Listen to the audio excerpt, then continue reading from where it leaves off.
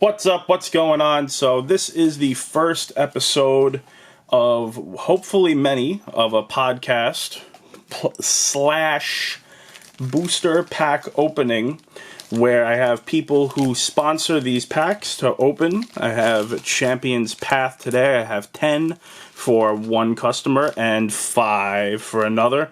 Of course, we're searching for either of the Charizard, either the Charizard V or the Rainbow Vmax. And along with this, we'll be talking about the card market in general, talking about just, the news, because every day in the cardboard world, there's something new that's crazy going on. It won't just be for Pokemon, it'll also be for Magic, even splice in a little bit of Yu-Gi-Oh! From time to time, although that game seems to be generally flat, but at times there's something interesting. And of course, if anything pops up in the other games that is newsworthy, such as Argent Saga, such as Weiss Schwarz, Cardfight Vanguard, any of those, it'll be brought up here, discussed, talk about. Now, these packs were paid for ahead of time, but if you'd like to sponsor a pack in the future, you can check the link in the description below to figure out how. So, we'll just get into it. Pokemon is going nuts. Everyone's losing their mind. Logan Paul last weekend he paid $200,000 for a booster box of first edition base set. The original base set from when people were kids. And everyone talks about, I had all this, I lost, and I got rid of it, blah, blah, blah. Like, okay, we get it. We understand you had the cards, now you don't. That's why they're expensive. If everybody had kept them, no one opened them, they would still be at a reasonable price. But as everyone opens packs of these, the price can only go up. Because unless Pokemon somehow, which is, from what I've heard, it's hard to really gauge, is the biggest IP. It's bigger than Star Wars. It's bigger than Disney. A lot of Disney entities. It's huge. Pikachu is more well known by far than Bugs Bunny, and he's probably more recognizable than even Mickey Mouse. Pokemon's not going anywhere. And all those people, when we were kids, when we were 10 years old, we had these collections of cards, and now people want to buy them back. Everyone wants to talk about, it's just these investors just trying to get involved, and they just want to get they're just looking to see easy money. There's a lot of ways to make easy money, guys. There's a lot of ways if you really just want to flip and turn one into two without having to go through the hoops that involve with, Pokemon cards. A lot of it is just genuinely, these cards were underpriced. Recently, Logic, the rapper, bought a graded 10 PSA Charizard first edition for, after all was said and done, over $220,000. And everybody on the internet is screaming, oh my god, it's $200 for a cardboard. I was like, well, here's the thing. The people who are saying that they don't believe that these cards are so expensive weren't buying them when they were $5,000, $10,000. It's always been too expensive for them, and that's okay. If you don't want to, I completely can understand if you don't have a house payment to put on a piece of cardboard, but some people do. And they've figured out that that's what they want. They want to put their money into something like that, whether they see growth, it doesn't matter at the end of the day. Don't spend your time complaining about it, prices. Just figure out ways to build up towards it. If you say you can't get something, then you've already lost. You've already reached the point where you're not going to be able to ever actually get it. So the way that this podcast is going to work is, as it's going along, I will be cracking packs, and these were sponsored. So starting with the first pack of Champions Path, we are looking, of course, to try. This first 10 packs were sponsored by my good customer and even friend, Artem. Well, and best of luck to you. I will do my best, because these were paid for, to not give the codes out. And, of course, the card trick is 1, 2, 3 for these. And let's see what we can get. Everyone, of course, wants the Rainbow Charizards, or the Secret. We'll move a little past the commons. People have seen this already. As I get more used to doing these, I will get better. This is my first one. So we have these I did the card trick wrong. Looks like it's more. You know, it's like I haven't seen any card openings of these, right? You know, you'd think so. I don't open too many packs. I like to get them I like to do it like this. This is a lot more fun for me. So just thinking about the market on these is that people, it doesn't really matter the level, right? It doesn't matter the level of if a card is $80, oh, Champion's Path sold out everywhere, it's supposed to be $50. It's like, what if I told you the MSRP was 80? And when you found it for 50, it was just on sale. It's all about your mindset and how you view it. It's all about what you think. You know, it's how you think these cards, like, can you afford them? If you're spending money on cardboard that you need for something, you're doing it wrong. I tell you this right now. Don't go and spend your kids' lunch money on Pokemon cards, because there are pressing needs that people need in their life. So I would just say, don't worry about how expensive it is. You know, like, yes, we understand, but these are luxury items. Man, I will definitely get better at cracking these and not showing that we didn't get anything good. Artem so far, not great. Galarian Obstagoon. So, one thing just to talk about Champion's Path, where a better question about should you buy Champion's Path? Should you buy the Elite Trainer boxes? Should we buy the pin sets? You know, the question of should I buy this or should I sell this always comes down to your personal finances, right? This is tough times. We live in 2020. We have the whole Rona situation going on.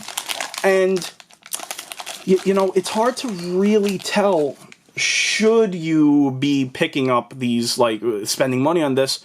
I couldn't tell you whether or not you should be spending money on Pokemon cards, right? Because if you're having an issue spending $50 on it, why, you know, $80, then how are you really even able to pay and spend $50? And if you only have the budget for $50 and you really, that's all you wanted to spend, well, you know, you're going to have to, instead of your money, put in your time to go out and try to look and search for them and all that. And listen, I understand the scalpering part is not fun. People don't want to, you know, wait online. They have jobs. They have things to do. But you gotta understand, you're making money at your job. So if you want these cards really bad, it's probably worth it to go out and just, you know, spend a few extra dollars to get it if you really want the enjoyment. You don't have to, you know, make it into such a negative thing simply because you didn't get it at such a low price. It's like, oh, it's like, I need this, like, to have your cake and eat it too. To me, that's really just not a good use of your time. That's not going to lead to good mental health. It's not, like, none of this is supposed to be anything that's so crazy. Like, don't be, like, the fear of missing out is a serious thing, and people are so afraid, like, oh my god, like, I'm so afraid, like, that's what's causing people to say, oh, look at this card already damaged up. But the fear of missing out is a real, you know, it's a sad thing. Try to make sure, ooh, card not in focus, come on. I will get better at this as I do them, I hope. Whee! Okay. You know, Turffield Stadium, Sizzlipede, Scraggy. Artem so far not looking great. Roly go! Duraludon V. That is pretty. You know, as I'm getting back into doing Pokemon, I could say this compared to Magic. These cards are pretty, you know. And if it's a holo, it gets a sleeve. And I'm not any one of these cool Poketubers. Oh, wait, did my? There we go. See, I will get used to this and get better at it. I have to do some editing, but we throw this into a sleeve right there. It's not a big hit, but it is a cool card nonetheless. You know, but these are all things that we do because we find them fun. You know, we find this to be enjoyable, Pokemon cards, right? It's all the community, and I understand. Like, you know, you might want to get this stuff cheap, but it's like, you got to understand that at the end of the day, it's all about how much money can you really budget in to pay for these cards versus how much money is it worth it for you for the experience. Down there, was it 4 cards? You know, to pay for the experience of opening up these products and to have it. And listen, there's a lot that can be said about the prices of these things. You know, And it's like, you get some, but the problem is that you have to understand that there are other people who are willing to pay for it. And instead of being so upset that people were able to spend and all these things are like too crazy, is that the people who are going out scalping are scalpers ruining Pokemon. Like, they're ruining it. It's all dreadful. You know, like, come on. Like, let's stop with the doomsday. Let's stop with this, like the game is ruining because cards are getting more expensive. If you really stop and think about that for more than 2 seconds, you'll realize that that doesn't really make any sense. That means, because it's not just random people just coming in with billions of dollars to just like put in that. Yes, that does exist. Yes, there are some people who are putting in a outrageous amount of money into these cards. But it's also a lot of people who are just getting back into it and enjoying it because it's something that they can use to take their mind off of, you know, the times we live in. People want to buy these cards for enjoyment. So it's not just that. And then there's a mix of fear of missing out. And there's also a mix when it comes to the vintage stuff in that maybe the stuff was just underpriced for a very long time. You know, if you look at Magic the Gathering, this lines up almost exactly right when Black Lotus originally took all the way off. You know, Black Lotus went from being always around for a little over, for just an unlimited copy, you know, for a regular copy, went from being around a couple thousand to now, you know, close to $6,000, $7,000. Percentage-wise, that was a huge jump at once, but the thing is that there's only so many of them to go around. There's only so many of these cards, of the original stuff to go around. And the original, I love these. I love these Shiny Energy. And a Scrafty. But the real question about Champion's Path in terms of long-term growth, especially for these Elite Trainer boxes. Now, full disclosure, I do have a reasonably large position in Champion's Path Elite Trainer boxes. I'm giving back to the, you know, the only time I'm opening any are on these videos. Link in the description below if you'd like to sponsor. And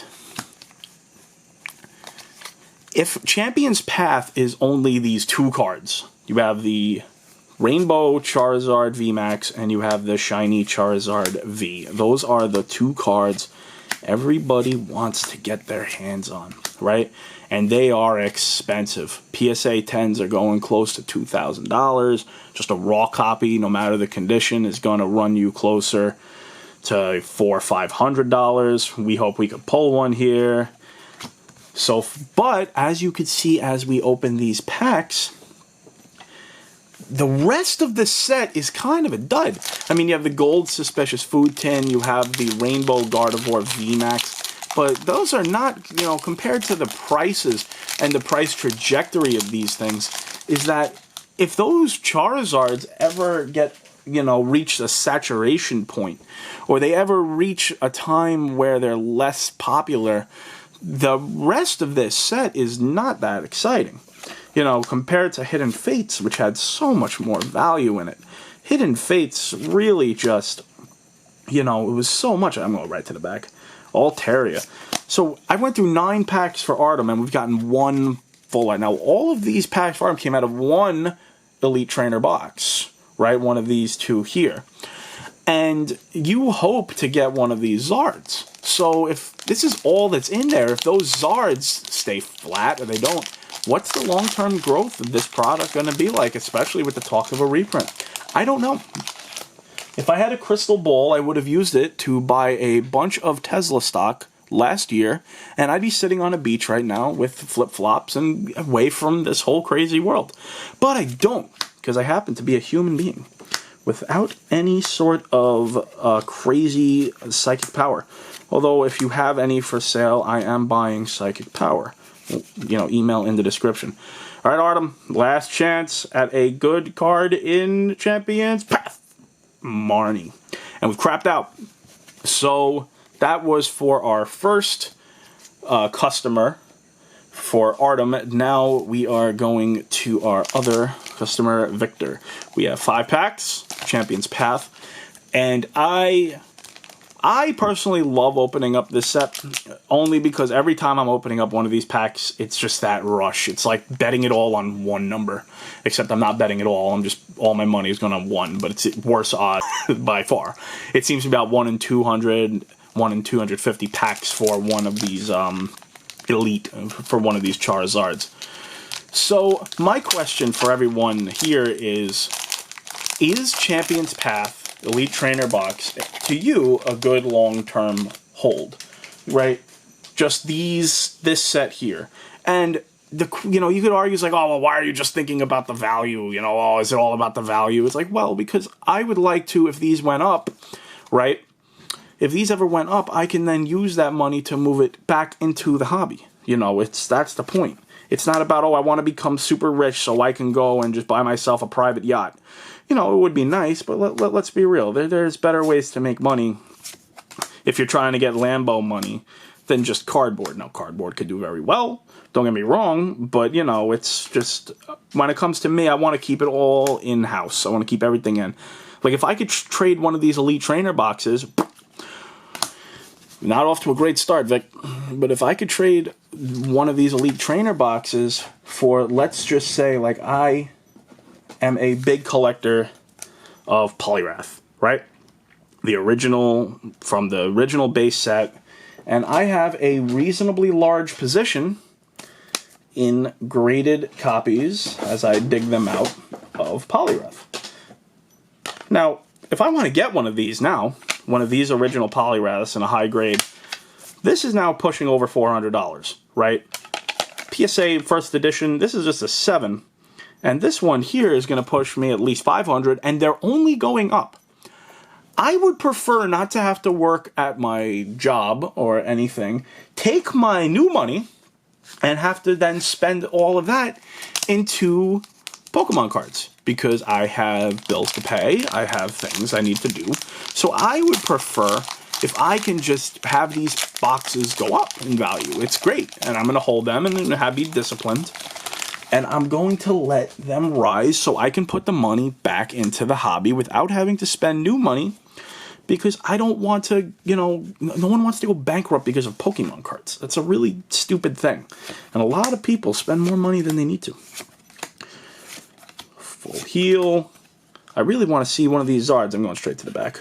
I think these are greatly underappreciated. Look at that. You can see my camera and the reflection.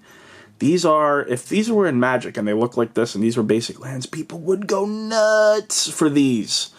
I think that there's some decent value in these, what are they, reverse foils? Yeah, reverse hollows. My Magic is showing. But you want to, you could spend your time on the internet yelling and screaming about how, oh, this is crazy, these prices are so expensive. It's really just about what's your risk tolerance. And whether you think that these are investments or not, if you're collecting something, you're investing in it. You're not buying the cards, taking them, being like, oh, that's neat, and then you're throwing them in the trash. You're just not. And the more product you have, it gives you option. You can do fun things with the cards. You could give, I like to try to give away the commons just to kids. I'll sell bulk lots, I'll do things like that, but I like seeing people happy. This is all candy store stuff. There's some serious problems in the world, and Pokemon is there to take our mind off of it. Ugh. Now, we're having a big problem with these packs. They are not good for us. We are down to our final 2 packs on the opening 2 packs. Now, remember, if you want to sponsor another opening, you can check the link in the description below for the Google Doc and email me at graded10cards@gmail.com. I have Double Masters VIP for Magic. I have lots more Champion's Path. I'm willing to do this because I want to pull the Charizard V. Or Shiny Vmax. That's really what I want to do. So, just think about that. The next time you're on one of these Facebook groups for Pokemon and everyone's going, oh, this isn't fair. All of these people with all their money got in the hobby. Is like, are they really ruining it for you at that point? Really, let's think about this. Or when they use the argument, oh, kids aren't able to afford a PSA 10 Charizard. I don't know about you, but I am a very, I was bigger in the past, but I would still say I'm still a very big sports fan. I don't think I was ever looking for a Mickey Mantle rookie card. That's all I'm saying. I don't think I was... Ooh, we got something in the back, I think. Maybe. All right, we got a reverse right. Let's see what we got right there. Nope. Looks like Graplocked V. Still a very pretty card. Not really worth much, but it is nice. It is a very nice card. I'm going to have to really figure out what's up with the focus on these to keep them in, but it is a nice card.